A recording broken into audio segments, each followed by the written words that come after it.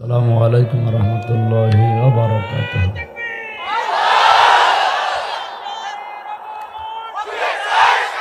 আলহামদুলিল্লাহি নাহমাদুহু ওয়া নাস্তাঈনুহু ওয়া নাস্তাগফিরুহু ওয়া নু'মিনু বিহি ওয়া নাতাওয়াক্কালু আলাইহি ওয়া নাউযু বিল্লাহি মিন শুরুরি আনফুসিনা ওয়া মিন সাইয়্যাতি আ'মালিনা। من يهدي الله فلا مضل له ومن يضلل فلا هادي له ونشهد أن لا إله إلا الله وحده لا شريك له وأشهد أن محمدا عبده ورسوله أرسله بالحق بشيرا ونذيرا وداعيا إلى الله بإذنه وسراجا منيرا. فقد قال الله تعالى في كلامه المجيد وفرقانه الحميد: أعوذ بالله من الشيطان الرجيم. بسم الله الرحمن الرحيم. إن أول بيت وضع للناس للذي ببكة مباركا وهدى للعالمين. صدق الله العظيم. اللهم صل على محمد وآله وصحبه وبارك وسلم. আলহামদুলিল্লাহ, বাংলাদেশের ঐতিহ্যবাহী জেলা এটা গাইবান্ধা, পলাশবাড়ি থানার অন্তর্গত মেরিরহাট কলেজ মাঠ ময়দানে দ্য হলি কোরআন মডেল একাডেমির উদ্যোগে দ্বিতীয় অধিবেশন চলছে। 2 দিন ব্যাপী এটা। গতকাল এখানে হয়েছিল নাকি?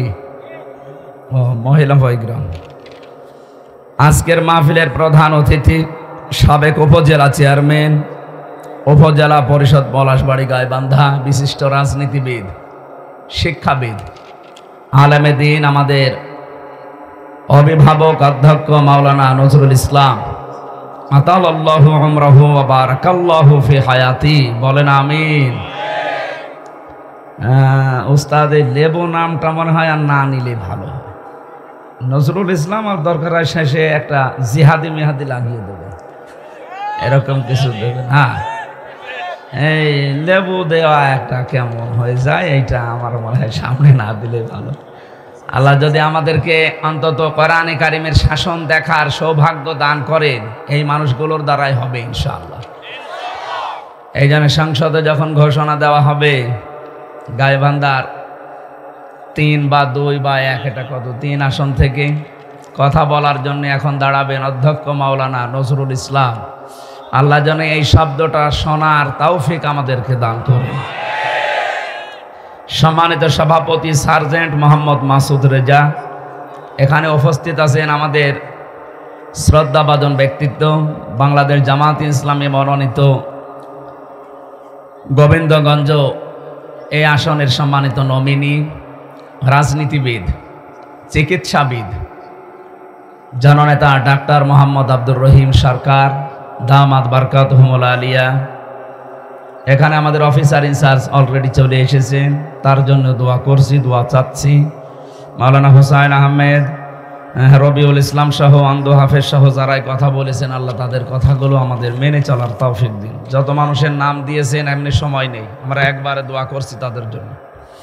মঞ্চে বসা সম্মানিত ব্যক্তিবর্গ, সামনে বসা মুসলমান ভাইরা, পর্দার আড়ালের সম্মানিত মা এবং বোনেরা, প্রশাসনের ভাইরা, প্রাণ প্রিয় পলাশবাড়িবাসী, বাংলাদেশে আমার মনে হয় সাতক্ষীরা আর গাইবান্ধার পলাশবাড়ি এই 2 জায়গাকে দ্বিতীয় ফিলিস্তিন বলা হয়।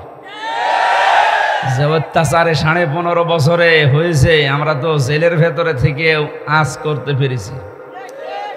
বহু ধৈর্যের পরীক্ষা দিয়েছেন আপনারা, আর আমরা জানি জান্নাতে বেশি মানুষ যাবে উত্তম চরিত্র এবং ধৈর্যের কারণে। এই 2টার ভেতরে আপনারা আছেন, একটাই আমি আছেন কিনা জানি না, উত্তম চরিত্র আছে এলাকায়। চরিত্রকে ভালো রাখার জন্য হযরত আদম আলাইহিস সালামকে আল্লাহ রাব্বুল আলামিন জানিয়েছিলেন, এই যে হাওয়াকে বানিয়ে পাশে রাখলাম, এর দিকে তাকানোও যাবে না, ধরাও যাবে না। উনি বললেন, আল্লাহ তাকানোও যাবে, ধরাও যাবে, কি করলে সেই বুদ্ধি দেন। আল্লাহ তাআলা বলেন, হ্যাঁ ধরাও যাবে, তাকানোও যাবে, বিয়ে করা লাগবে। বস আমি রাজি আছি। বাংলাদেশে বহু মানুষ আমরা আছি, যুবক মানুষ, অজুর ফরজ কয়টা জানে না, তো বিয়ে করা যে ফরজ জানে। আপনাদের এলাকায় এইরকম যদি কেউ থাকেন, চরিত্রকে সংশোধন করার জন্য, হেফাজত করার জন্য বিয়ের বিকল্প আর কিছু নেই। অথচ 15.5 বছরে যা আরম্ভ হয়েছিল, মুরব্বী মানুষ পর্যন্ত যা এখন দেখা যাচ্ছে, তাদের ভিডিও ক্লিপ সব ফাঁস হচ্ছে। আমার তো মনে হচ্ছে শয়তানও অত নিচে নামে না, ও মুরব্বীরা যত নিচে নেমেছে। আমরা ওই রকম মানুষকে আর দেখতে চাই না, যাদের চরিত্র বলে কিছু নেই। নবীজি জানিয়েছেন, জান্নাতে বেশি মানুষ যাবে তার চরিত্রের কারণে আর ধৈর্যের কারণে। এই এলাকায় যেহেতু এই দুইটাই আছে, আল্লাহ রাব্বুল আলামিন জান্নাতি মানুষ হিসাবে আপনাদের কবুল করেন। তারপরও বড় সুসংবাদে এই রংপুর বিভাগ, এটা গরিব মানুষ এই এলাকায় বেশি বাস করে। বিশ্বনবী জানিয়েছেন, ধনীদের চাইতে গরিবেরা 500 বছর আগে জান্নাতে যাবে। এই হাদিস কি 100% সত্য না? বলেন বলেন। সুতরাং চট্টগ্রাম, সিলেট, ঢাকা বিভাগের যারা আছে, তাদের তুলনায় রংপুর বিভাগের মানুষেরা, এরা যে 500 বছর আগে জান্নাতে যাবে কোনো সন্দেহ নেই। নামাজ না পড়ে এটা বাদ দেওয়া যাবে না। ফরজ নামাজটা ঠিক রাখা লাগবে, নয়তো আপনি আল্লাহর জিম্মা থেকে বের হয়ে যাবেন। আল্লাহ যদি বলে, যা তোর দায়িত্ব ছেড়ে দিলাম, পুলিশ দায়িত্ব নেবে? পুলিশে দেখলেন না 5 তারিখে দায়িত্ব ছেড়ে দিয়ে বলছে আমাদেরকে বাঁচান। কি অবস্থা হয়ে গিয়েছিল, পৃথিবীর ইতিহাস পাল্টিয়ে ফেলেছে এরা। 350 এমপি একবারে পালিয়ে যায় পৃথিবীতে, আমি শুনিও নি পড়িও নি, অথচ দেখলাম জাতীয় মসজিদের ইমাম পর্যন্ত পালিয়ে গেছে। কি আশ্চর্য দেশ গো, এটা মসজিদের ইমাম পালায়। পুলিশ পর্যন্ত সাহায্য চেয়েছে তারা হেফাজতে, নিরাপত্তার জন্যে। এরকম কঠিন পরিস্থিতির জন্য যারা দায়ী, তাদেরকে বিচারের কাঠগড়ায় দাঁড় করানো দরকার, নয়তো আগামীতে যারা আসবে তারা এর চাইতে ডবল হারামি হবে। এই জন্য পুলিশকে আমার মনে হয় ওদের বিভাগটা আলাদা করে, ওদের যারা দায়িত্বে থাকবে ওইগুলো সব আলাদা করে দেওয়া দরকার, কারো চামচামি যেন না করা হয়। আর পুলিশের আইজি এইটাই চাচ্ছে যে আমাদেরকে আপনারা আলাদা করে দিন, আমরা কারো লাঠিয়াল বাহিনী হিসাবে ব্যবহার হতে চাই না, আমরা জনগণের খাদেম হিসাবে কাজ করতে দেন। ইয়াবা বাবা বলার সময় পাবে না, কারণ সব ওনাদের নখদর্পণে আছে, খালি হাত বাঁধা থাকে, এই জন্য কিছু করতে পারে না।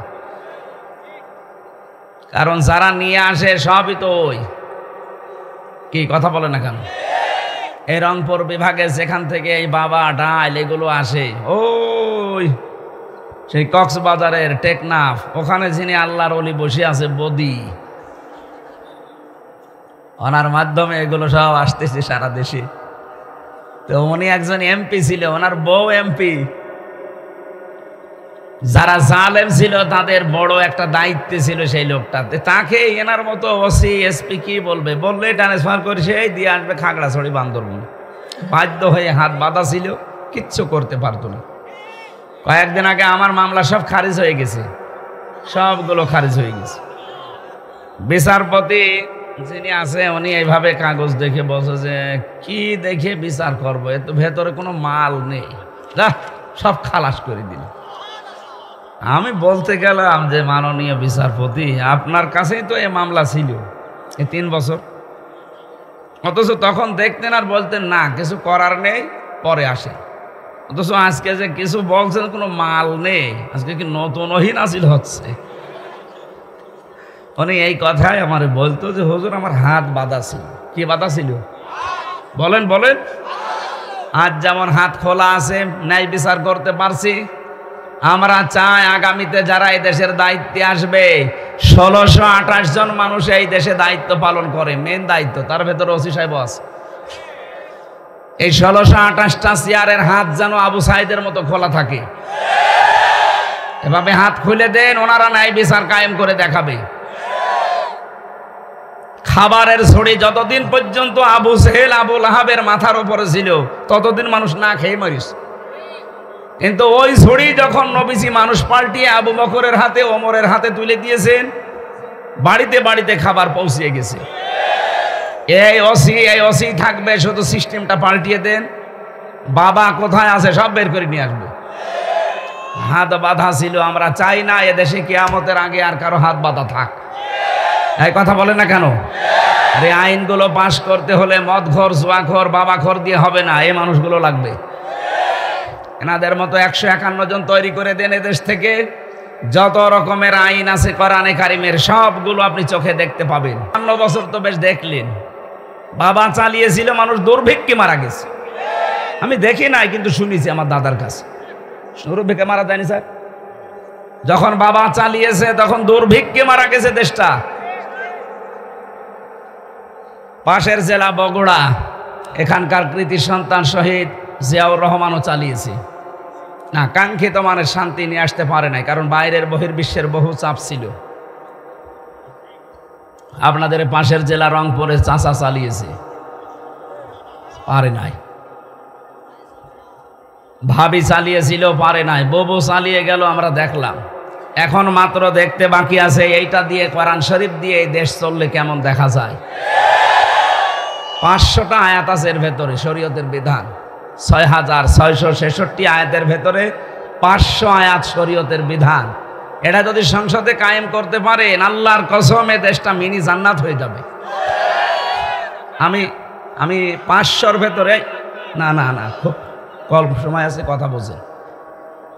এই 500-র ভেতরে একটা মাত্র পয়েন্ট বলছি, আমি ইঙ্গিত দিছি, তাও পারিবারিক জীবন নিয়ে। দেখেন বাকিটা কেমন লাগে। হযরতে আদম যখন বললেন আমি তাকাতে চাই, ধরতেও চাই, বলেন বিয়ে করা লাগবে, বসে রাজি আছি। দেন মোহর দেওয়া লাগবে, বলে নেই। দেন মোহর না দিলে বিয়ে হবে না। আর যদিও দেন মোহর ছাড়াই দেশে বিয়ে হচ্ছে, না হয় না? সত্যি করে বলেন তো, দেন মোহর বাকি আছে এরকম মানুষ হাত তোলেন তো। একজন এমএলএ মনে হয় বিয়ে শাদী বন্ধ হয়ে গেছে।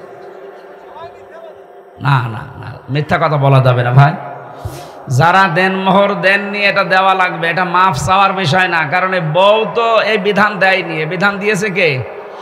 ওয়াতুহুন্না উজুরহুন্না ফারিদা, এটা ফরজ। সুতরাং এই ফরজটা বাদ দিয়ে যারা সংসার করছেন, আপনার কিন্তু কিয়ামতে না জানি আবার জেনাকারের কাতারে ওঠা লাগে কিনা। এজন্য দুনিয়ায় সময় থাকতে এটা দিয়ে দেবেন, যার যা বাকি আছে দিয়ে দেবেন। ওসি সাহেব দিয়েছেন? হ্যাঁ আলহামদুলিল্লাহ। অনেক ওসি পায়, ও মানে ক্ষমতা আছে বলে দিতে চায় না, বলে দেব। বউ তো আবার ভয় পায়, না জানি আবার কাছে অস্ত্র আছে। এই জন্য যারা দেননি, আমি হাসির ছলে কথাটা বললেও এটা ফরজ বিধান, আপনারা দিয়ে দেবেন আশা করছি। হযরতে আদম বললেন আল্লাহ আমার কাছে দেওয়ার মতো তো কিছু নেই। আল্লাহ বলেন আমার একজন নবী আছে, তিনি শেষে যাবে, মুহাম্মাদুর রাসূলুল্লাহ। সেই নবীর উপরে 10 বার দরুদ শরীফ পড়ো, এইটাই তোমার দেনমোহর হিসাবে কবুল হয়ে যাবে। বিবাহ হয়ে গেল। আমি কিন্তু 500-র ভেতরে মাত্র একটা বলছি, খুব খেয়াল করবেন। আল্লাহ পাক এবার ডাক দিয়েছেন আদম নবীকে, ওয়াকুলনা ইয়া আদামুসকুন আনতা ওয়া যাওজুকাল জান্নাতা ওয়া কুলা মিনহা রাগাদান হাইসু শি'তুমা। হে আদম, বউ নিয়ে এবার বাড়ি চলে যাও। এখানে প্রশ্ন হচ্ছে, জান্নাত হযরতে আদম আলাইহিস সালামের বাড়ি আর আমাদের বাবার বাড়ি কি? কথা বলে না কেন? আমাদের বাবার বাড়ি না? উনি আমাদের আদি বাবা, এই হিসাবে আমাদের বাবার বাড়ি ওইটা। তাহলে বউ নিয়ে বিয়ে করার পরে আল্লাহ আদেশ দিলেন বাড়ি যাও। বউ নিয়ে বিয়ে করে বাবার বাড়ি যাওয়া লাগে, এইটাই সুন্নাহ নবীদের। অথচ এখানে অনেকেই বসে আছে ঘর জামাই। আপনি বউ নিয়ে বাবার বাড়ি যাওয়া দূরের কথা, আরো নিজে সহ থেকে যাচ্ছেন। শব্দটার দিকে খেয়াল করেন। আল্লাহ পাক বলেন বউ নিয়ে বাড়ি যাও। শুধু এতটুকুই না, ওয়াকুলা মিনহা, আল্লাহ কিন্তু আংতা ওয়াকুলা দেয়নি যে বাড়ি যে নিজে আগে মরণের খাওয়া খাও এরপরে বউকে দাও না। আজ যারা চিল্লাচ্ছেন, বিশেষ করে আমিরে জামাত ডাক্তার শফিকুর রহমান, এই কথাটা বলার পর থেকে দেখি সারা দেশে নাস্তিক আর রাম আর বাম, বিশেষ করে নারী সংগঠনে যারা কাজ করে ওরা উঠে পড়ে লেগেছে। আজকে একটা টক শো দেখেছেন আমিরে জামাতের একজন উপস্থাপিকা মহিলা, তারে নিয়েও ফতোয়াবাজি চলছে। আরে ভাই, এদেশে কি ইসলামের একটা আইন আছে আপনি ফতোয়া দেন? কোরআনের এই আয়াত থেকে আমরা কয়েকটা মাসলা পেয়েছি। প্রথম নাম্বারে আল্লাহ বলেন অকুলা দি বসন দিলাম, বউ নিয়ে বাড়ি যাও, নিজে যেই মানের খাবার খাবে ওই মানের খাবার স্ত্রীকে খাওয়াবে। আগে নিজে খাবে এরপরে বউকে খাওয়াবে, কথা আল্লাহ দেয়নি। গায়বান্ধা বাসে আল্লাহ পাক এখানে আংতা না দেওয়ার কারণ হচ্ছে আল্লাহ পাক নারী পুরুষ উভয়ের পক্ষে। এদের অধিকারের ব্যাপারে আল্লাহ কত সচেতন দেখেন। তুমি বাড়ি যেই আগে খেয়ে নেবে মন মতো, যা থাকে পরে বউ খাবে না, হবে না। জান্নাতে নিয়ে যাও বউকে নিজের বাড়িতে, যতটুকু খাবে যেই মানের খাবার খাবে, আল্লাহ একবারে দিয়ে বসন দিয়ে জানিয়ে দিয়েছেন ওই মানের খাবার ওই সাথে বউকে খাওয়ানো লাগবে। যেই মানের কাপড় পরবে ওই মানের কাপড় বউকে দেওয়া লাগবে। যেই মানের বিছানায় তুমি থাকো, যে মানের ঘরে থাকো, এরকম মানের ঘরও তাকে দেওয়া লাগবে। আজ নারী স্বাধীনতা আন্দোলন, নারী বিপ্লব পরিষদ, নারী মুক্তি পরিষদ, কত সংগঠন, প্রায় 13টা সংগঠন কাজ করছে দেশে। কি করেছেন আপনি? ধর্ষণ থেকে বাঁচাতে পারেন না, সমকামিতা থেকেও বাঁচাতে পারছেন না। আজকে মহিলা পর্যন্ত ওরা আন্দোলন করছে। যারা সমকামিতার বিরুদ্ধে কথা বলেন, 2 দিন পরে আপনারাও সমকামী হওয়ার জন্য আন্দোলন করবেন। বলেন নাউজুবিল্লাহ। বন্যা মির্জা নামে এক মহিলা এই ঘোষণা কালকে দিয়েছে। আমরা এখান থেকে জানাতে, এটা রেকর্ড হচ্ছে, সারা দেশে চলছে, এটা লাইভ চলছে, সারা পৃথিবী জানছে। সবাইকে জানাতে চাই আমরা মুসলিম, আপনার মতো অন্তর আমাদের পৌঁছে যায়নি যে আমরা সমকামী হয়ে যাব। কথা বলেন। যদিও কার ইশারায় কোন ফাঁকে কিভাবে কি হয়ে গেল আমরা জানি না। এই ফারুকের মতো মানুষকে উপদেষ্টা বানানো 96% মুসলমানের দেশে ঠিক হয়নি, কারণ এটা হিন্দুর চাইতেও খারাপ। একটা হিন্দু মানুষকে দিতেন, এ লোকটা সমকামী, এ প্রমোট করে সমকামিতাকে। নিজের এত সুন্দর স্ত্রীকে টাকা কামাতে লাগিয়েছে, বাকিটা না নাই বললাম। চলচ্চিত্রে যারা কাজ করে বলেন তো, ওদের দেহ দেখানো ছাড়া আর কি আছে? আগেকার সিনেমা, নোবেল, নাটক, থিয়েটারে একটা শিক্ষা দিত। এখন কোন শিক্ষা নেই এগুলোই। আগে শুরু হয় ধর্ষণ দিয়ে, শেষ হয় ধর্ষণ দিয়ে। বাস্তবতা আপনি কোথায় নিয়ে গিয়েছেন? নিজের বউকে দিয়ে, যারা নিজের বউর দেহ, শরীর, বিভিন্ন জিনিস মানুষকে দেখিয়ে টাকা ইনকাম করে, এর চিন্তা ভাবনা, চরিত্র আর কত ভালো হতে পারে? তারে দিয়েছেন এই জায়গায়। আমরা চাই এখান থেকে তাড়াতাড়ি ওরে বিদায় দেন। সারা দেশের মানুষের একই কথা যে একে রাখা যাবে না। আপনি দরকার একটা শয়তানকে রাখেন, তাও তাকে অন্তত কোরআন হাদিস পড়িয়ে বশ বানানো যাবে। আর ও কোরআনের পুরা বিরুদ্ধে। সমকামিতা এ শব্দটা কোরআনের বিরুদ্ধে না, সূরা নিসার ভেতরে আছে। ওরা আল্লাহর সিস্টেমকে পাল্টিয়ে ফেলতে চায়। আল্লাহ বলেন যুজ্জিনা লিন-নাসি হুব্বুশ শাহাওয়াতি মিনান নিসা, আমি পৃথিবীর প্রতিটি মানুষের ভেতরে মহব্বত পয়দা করে দিয়েছি, আকর্ষণ তৈরি করে দিয়েছি মেয়েদের প্রতি। আর ওরা মেয়েদের বাদ দিয়ে পুরুষে পুরুষে বিয়ে করবে। বলেন নাউজুবিল্লাহ। আদ জাতিকে যেভাবে ধ্বংস করেছিল আল্লাহ, ডেড সি বানিয়ে দিয়েছে। এই যে কি জর্দানে একটা সাগরই মৃত সাগর হয়ে গেছে এই গোনাটা করার কারণে। বাংলাদেশকে আজ অনেকে গজব প্রাপ্ত রাষ্ট্র বানাতে উঠে পড়ে লেগেছে গোপনে। এ ষড়যন্ত্র সফল হতে দেওয়া হবে না ইনশাআল্লাহ। হ্যাঁ, ঠিক আছে। আমার ভাইরা, হযরতে আদম নবীকে আল্লাহ ডাক দিয়ে বলেছিলেন যা খাবে স্ত্রীকে খাওয়াবে, যেখানে ইচ্ছা সেখানে যাবে। তার মানে বউ নিয়ে শুধু ঘরের পরিবেশে থাকা এটা ইসলাম না। আপনি ঘোরাফেরা করতে পারবেন।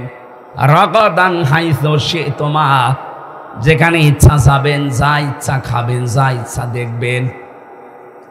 আমিরে জামাত ডাক্তার শফিকুর রহমান এই শব্দটাকেই ব্যাখ্যা করে তিনি বলেছিলেন, যদি এদেশে সত্যি আল্লাহ ইসলামের হাতে তুলে দেয়, সবচাইতে বেশি নিরাপদে অধিকার ভোগ করবে মেয়েরা।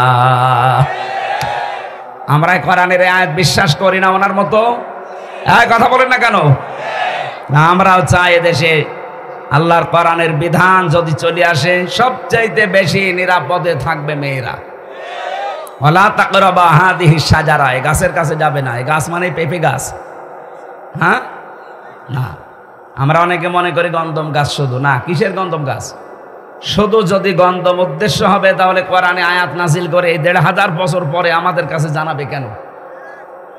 এটার দ্বারা আল্লাহর নির্ধারিত বর্ডার গুলো আল্লাহ বুঝিয়েছেন। ৫০০ বর্ডার আছে আল্লাহর। কত বলেন বলেন? বাংলাদেশের চারিদিকে এই বর্ডার আছে না নেই? যে কোনো বর্ডার দিয়ে যদি আপনি প্রতিবেশী রাষ্ট্রে যেতে চান, অবশ্যই আপনাকে বৈধ পাসপোর্ট এবং সিল লাগবে, ওখানে ভিসা লাগানো লাগবে। আল্লাহ পাক বলেন, আমার এই পৃথিবীতে একটা বর্ডার আমি বানিয়ে দিয়েছি। চলাফেরা করবা, খাবা, মন মতো চলবা, কিন্তু যখনই বর্ডারের কাছে যাবা থেমে যাবা। এই বর্ডার ক্রস করা যাবে না। এই বর্ডারগুলো ক্রস যেন না হয়, এজন্য আইন তৈরি করা লাগবে। আইন তৈরি করে করে ওই বর্ডারগুলো তো সীমারেখা দেবেন, ওখানে গেলেই জনগণ থেমে যাবে না, আর পার হওয়া যাবে না। এই সিস্টেম যখন চলতে থাকবে, একদিন, 2 দিন, 5 দিন না, বিশ্ব নবী যেমন বলতে পেরেছিলেন, খায়রুল কুরুনি করনি, আমার যুগ শ্রেষ্ঠ যুগ। খায়রুন নাসি মাইয়ানফাউন নাস, বিশ্বনবী জানিয়েছেন পৃথিবীতে ওই লোকটাই আল্লাহর কাছে সবচাইতে বড় উত্তম, যার দ্বারা মানুষের উপকার হবে। সেই রকম মানুষগুলো আমরা তৈরি করতে চাচ্ছি। আর এগুলো তৈরি করতে খুব বেশি সময় লাগার কথা নাই। 1628 জন মানুষ যদি পরিবর্ধন হয়ে যায়, এই পুরা বাংলাদেশ একটা মিনি জান্নাত হয়ে যাবে।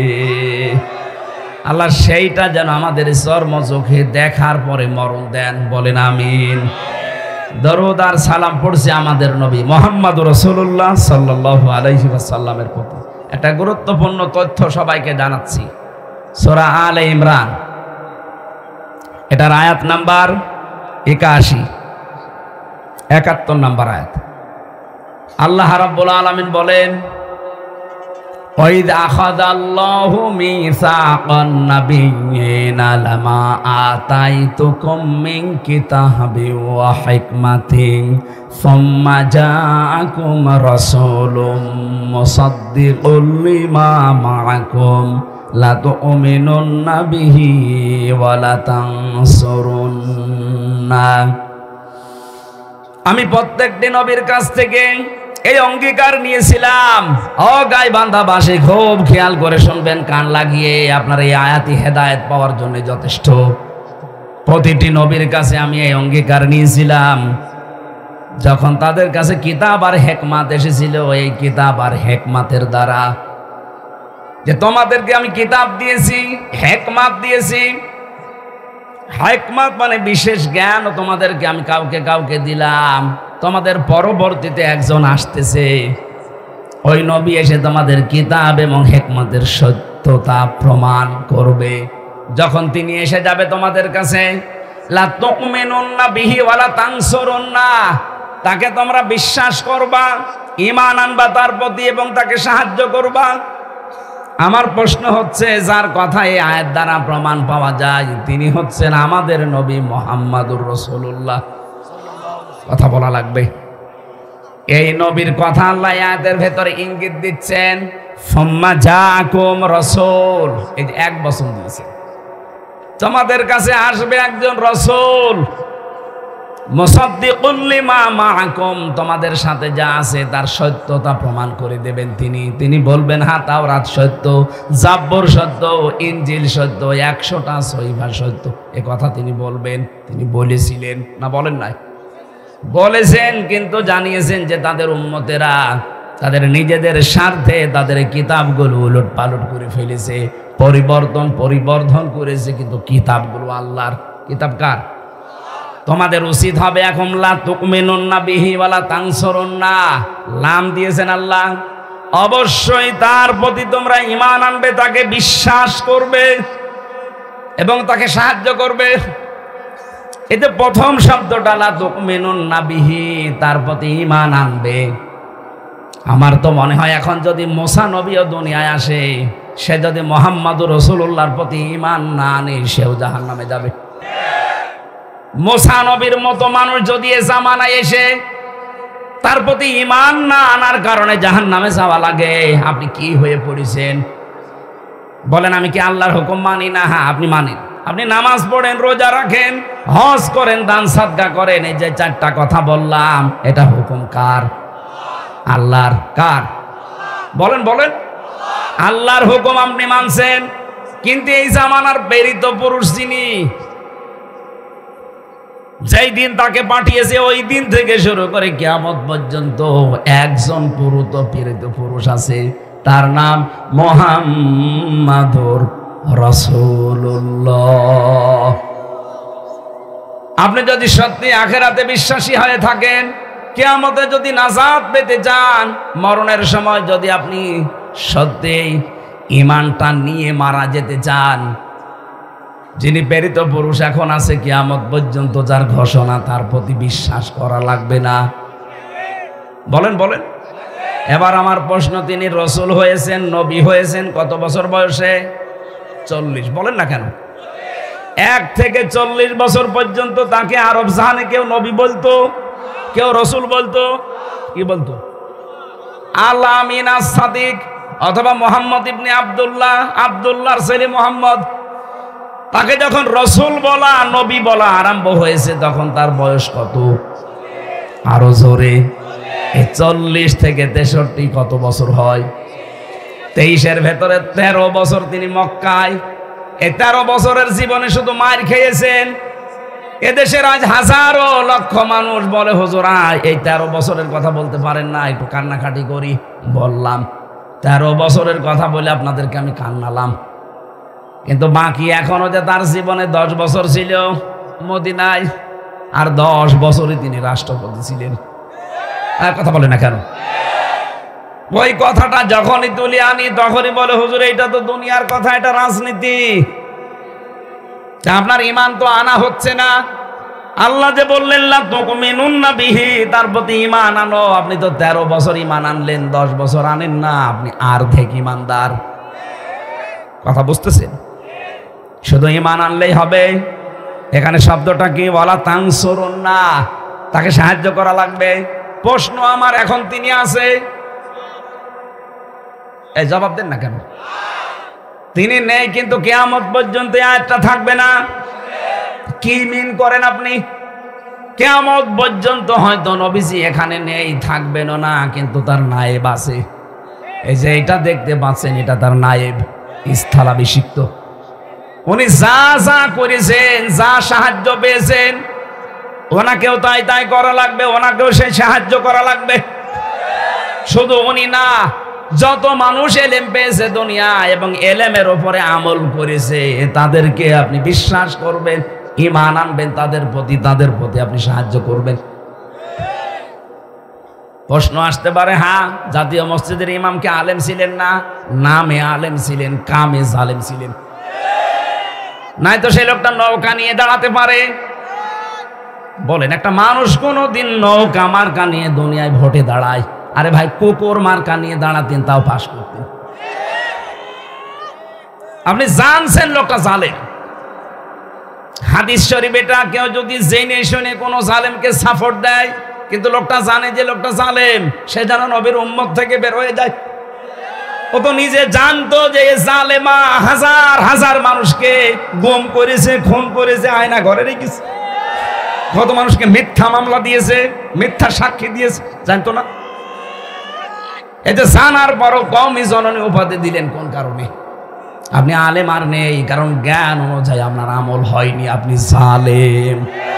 শুধু ওইটা না, ওরকম যত আছে যারা জ্ঞানের ওপরে কাজ করে না, সে যত বড় বিশাল আলেম হোক, ওইটা আল্লাহর ভাষায় জালেম। এটা আমি বানালাম। হ্যাঁ, সূরা বাকারা 1 নাম্বার পারা 20 নাম্বার পৃষ্ঠা 13 নাম্বার লাইনের 140 নাম্বার আয়াতের প্রথম অংশে আছে, ওমান আযলামু মিম্মান কাতামা শাহাদাতান ইনদাহু মিনাল্লাহ।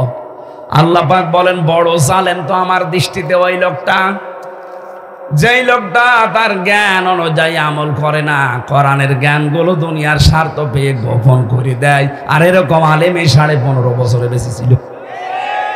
এই জন্য আলেম যারা সত্যিকারের, যারা জ্ঞান অনুযায়ী আমল করবে, যেমন নবীরা জ্ঞান অনুযায়ী আমল করত। কথা বলে না কেন?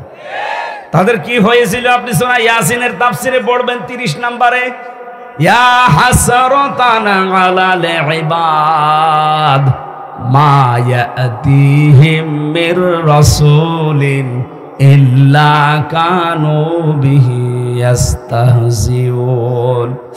আমার বান্দাদের জন্য আমার আফসোস লাগে, আক্ষেপ হয়, যেমন কোন নবী রাসূল তাদের কাছে পাঠালাম না যার সাথে সমসাময়িক মানুষেরা ঠাট্টা বিদ্রুপ উপহাস করে নাই, তাদেরকে দেশ থেকে পর্যন্ত তাড়িয়ে দিয়েছে। তাহলে জ্ঞান অনুযায়ী আমল করে নবীরা দেশে পর্যন্ত থাকতে পারে না, আর জ্ঞানের বাইরে আমল করলে আমাদেরকে জাতীয় মসজিদে পর্যন্ত জায়গা দিয়ে দেয়। এইটাই পার্থক্য। সুতরাং সাহায্য করা লাগবে নবীদেরকে। নবী নেই, নবীর আসল উত্তরাধিকারী যারা, তাদেরকে কি সাহায্য করবেন? যখন যেই সাহায্য দরকার হয় ওইটা। পরবর্তী শব্দ হচ্ছে ক্বালা আ'আকরারতুম ওয়া আখাযতুম আলা যালিকুম ইসরি ক্বালু আ'আকরারনা ক্বালা ফাশহাদু ওয়া আনা মা'আকুম মিনাশ শাহিদিন। যত নবীর কাছে আল্লাহ অঙ্গীকার দিয়েছিলেন যে আল্লাহকে মানো, কিন্তু তার প্রেরিত পুরুষ রসুলকে মানো, ওরা প্রত্যেকেই রসুলের উপরে ঈমান আনার সময় বলেছে হ্যাঁ আমরা মেনে নিলাম, যা আমাদের উপরে আদিষ্ট হয়েছে আমরা মানলাম। শুধু মানলাম না, হে আল্লাহ আমরা তাদের সাথে আছি, তুমি সাক্ষী থাকো। এতটুকু আল্লাহ শেষ করেন। ফাইন তাফামান তাওয়াল্লা বা'দা যালিকা ফাউলাইকা হুমুল ফাসিকুন। হে নবী, ঘোষণা দেওয়ার পরে কেউ যদি মুখ ফিরিয়ে চলে যায়, অহংকার করে যে না আমি মানি না, ওই মানুষগুলোই ফাসিক, পাপাচারী, দুশ্চরিত্রের অধিকারী। বলেন নাউজুবিল্লাহ। আমরা যেন দুরাচার, পাপাচার এই নামে কিয়ামতে আল্লাহ আমাদেরকে যেন না ডাকে। এই জন্য আল্লাহকে যারা মানেন, বাংলাদেশে বহু মানুষ আমরা এখন দেখতে পাচ্ছি, জিজ্ঞাসা করলেই বলে হ্যাঁ আমি নামাজ পড়ি না। আরে নামাজ পড়েন হুকুম কার? রোজা রাখি না, রোজা রাখার হুকুম কার? বলেন বলেন। নামাজ, রোজা, দান, সাদকা, হজ এগুলো হুকুম আল্লাহর। কিন্তু এ জামানায় প্রেরিত পুরুষ তিনি এখন নেই, তার নায়েব আছে, তার সাথে যা যা করা দরকার আপনি এই নায়েবের সাথে তাই করবেন। বিশ্বনবীকে পাহারা দিতে গিয়ে যদি হযরতে তালহার 80টা তীর বুকে লাগে, আপনি কয়টা তীর খেয়েছেন নায়েবদের জন্য বলেন তো? যদি সময় ওরকম আসে, নায়েবে রাসূল, নবীর উত্তরাধিকারী, এদেরকে বাঁচাতে গিয়ে যদি বুকও লাগে, বুকও পেতে দিয়া লাগতে পারে। আল্লাহ এই আয়াতটা আমাদের জীবনে কার্যকর করে দিন, বলেন আমিন। কোরআনে কারিমের সূরা আলে ইমরান, আমি আয়াত নাম্বার, এটা হচ্ছে 92 নম্বর আয়াতের একটু তেলাওয়াত করেছি। তেলাওয়াত কিন্তু আয়াত থেকে একটু তাফসীর আকারে কথা বলতে চাচ্ছি। আল্লাহ রাব্বুল আলামিন আমাদেরকে জানাচ্ছেন ইন্না আউয়ালা বাইতি উযিআ লিন-নাসি লাল্লাযী বিবাক্কাতা মুবারাকাও ওয়া হুদাল লিল আলামিন। অবশ্যই এই পৃথিবীতে সর্বপ্রথম যে ঘরটা বানানো হয়েছে সেটা বাক্কায়, তার মানে মক্কায়। বাক্কা এটা মক্কার প্রাচীন নাম। পৃথিবীর প্রথম ঘর হচ্ছে মক্কা, কাবা শরীফ। মুবারাকান, এই যে মুবারাকান শব্দ দিয়ে আল্লাহ জানিয়েছেন এটা বরকতময় করে দিয়েছি। ও হুদান, হেদায়েতের মশাল এখানে লাগানো আছে। কত কালো জিনিস তো দুনিয়ায় আমরা দেখি, কাবা শরীফটাও কালো জিনিস দিয়ে মোড়ানো আছে। কি জিনিস আল্লাহ তার ভেতরে দিয়ে রেখেছেন, কাবা একবার দেখলে আর একবার দেখতে আপনার মন চাবে। দুনিয়ায় এমন কোন কালো জিনিস দেখান তো? এই যে কাক, এ তো কালো, একবার দেখলে মন চাইছে আর একবার দেখি। বলেন বলেন, কত কালো দেখতে, কাবা শরীফের গিলাপও কালো। আল্লাহ বলে না হুদান, পথ নির্দেশিকা কেন রাখলাম, কেমন ভাবে রাখলাম দেখবা, লিল আলামিন, বিশ্ববাসীর জন্য। ফিহি আয়াতুম বায়্যিনাতুম মাকামু ইব্রাহিম, তার ভেতরে আমার বহু নিদর্শন ছড়িয়ে আছে, তার ভেতরে অন্যতম নিদর্শন হচ্ছে মাকাম ইব্রাহিম। অমাং দাখালাহু কানা আমিনা, কোন মানুষ যদি এখানে প্রবেশ করে আল্লাহ তাকে নিরাপত্তা দিয়ে দেয়। আমি সুবহানাল্লাহ আলহামদুলিল্লাহ বলার জন্য বলছি না, এখানে শিক্ষা আছে কয়েকটা। এক নম্বরে, কোন মানুষ যদি কাবার চত্বরের ভেতরে প্রবেশ করে তাকে নিরাপত্তা দেয় কে? কারণ ওখানে বিধান চলছে আল্লাহর। এই যে 7 চক্কর দেওয়া বিধান কার? ওখানে নামাজ পড়া বিধান কার? পবিত্র রাখো এই বিধান কার? এই জায়গাটা পুরো নিয়ন্ত্রণ করছে আমার আল্লাহ, তার বিধান মতো। বিভিন্ন আয়াতে আল্লাহ এই তথ্যগুলো তুলে ধরেছেন। এই কারণে এখানে গেলে আমার আল্লাহ এখানে মোবারকান আছে, হুদান আছে, মানুষদেরকে নিরাপত্তার চাদরে ঢেকে রেখেছেন। এই বাংলাদেশের 56,000 বর্গ মাইল তো আর কাবা শরীফ না। কি এটা কাবা শরীফ না? 6,000 মাইল দূরে এটা। কাবা শরীফ থেকে বাংলাদেশের এই পলাশবাড়ির দূরত্ব 6,000 মাইল। এত দূরে আপনি নিরাপত্তা পাবেন কি করে? আল্লাহ পাক বলেন, হ্যাঁ আমি একটা বুদ্ধি তোমাদের দেই, আমার এই ঘোষণাটা যদি মেনে নিতে পারো, কাবাকে যাবে নিরাপদ করে দিয়েছি, নিরাপত্তার চাদরে ঢেকে রেখেছি, তোমাদের বাংলাদেশ না তামাম পৃথিবী আমি আল্লাহ নিরাপত্তার চাদরে ঢেকে দেব। এখন আমরা আমাদের এই 56,000 বর্গ মাইলের বাংলাদেশকে কাবার মতো নিরাপদ বানাতে চাই না। বলেন বলেন।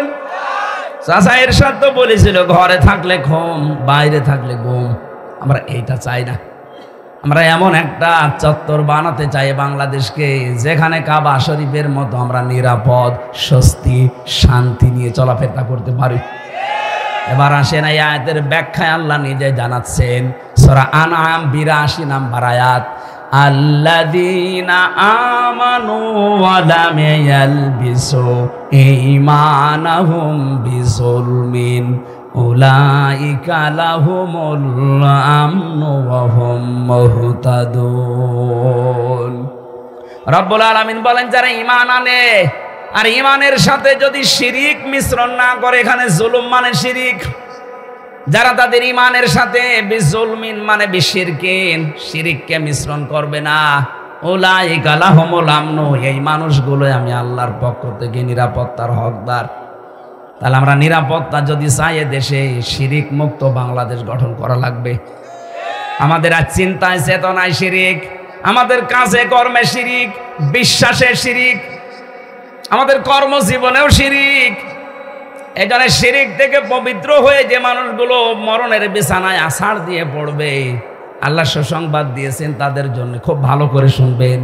আল্লাযীনা তাতাওয়াফাহুমুল মালাইকাতু তাইয়্যিবিনা ইয়াকুলুনা সালামুন আলাইকুম উদখুলুল জান্নাতা বিমা কুনতুম তা'মালুন। সূরা নাহাল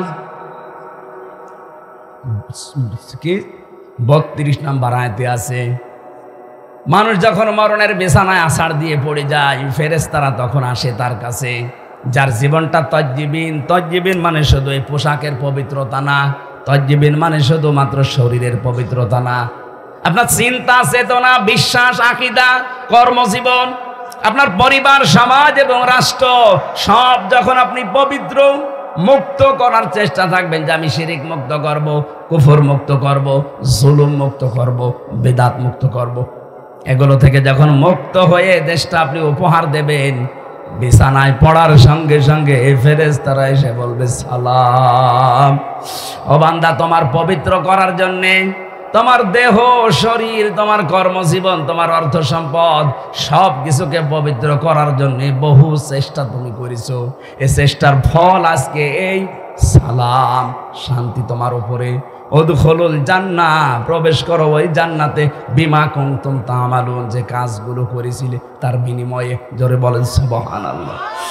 এরকম একটা মরণ আমরা কামনা করি? বলেন বলেন। এটা করতে হলে এই দেশকে শিরিক মুক্ত করা লাগবে। শিরিক কি? আল্লাহ যেটা পারে ওইটা অন্য কেউ পারে, এই বিশ্বাস করার নাম শিরিক। কথা বলেন না কেন? সন্তান দিতে পারে কে? অন্য কেউ পারে, বিশ্বাস করার নাম শিরিক। যারা করে সে মুশরিক। কথা বলেন না কেন? আল্লাহ পাক এই জামানে এই দুনিয়া বানিয়েছেন, আলাহুল খালক ওয়াল আমরু, বানিয়েছি আমি, হুকুম চলবে আল্লাহর। সুতরাং আল্লাহর বানানো জমিনে অন্য কারো হুকুম চলা মানে শিরিক। আমরা তো এই শিরিক থেকেই মুক্ত হতে চাই। বলেন, 53 বছরে এইটাই করতে যাচ্ছি যে আল্লাহ বানিয়েছে, তার আইন দিয়ে এখানে চলবে, নাকি তার আইন অকার্যকর, পুরাতন, চলে না।